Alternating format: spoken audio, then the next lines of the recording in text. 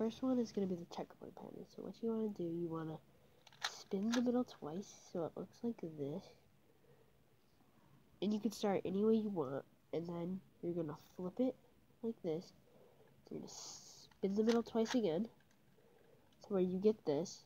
You're going to flip it up, so you go to this rod, and you're going to spin it twice, and then you have your checkerboard pattern.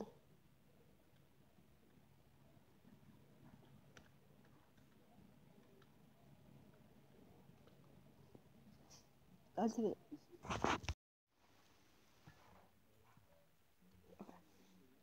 Alright guys, for this next one, it's going to be called Cyclops. It's pretty easy too.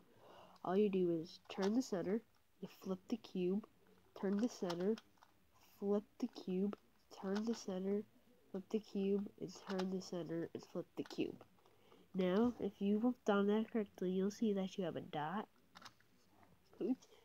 You have a dot in each one. And those are the two patterns I'll be showing you. And yeah.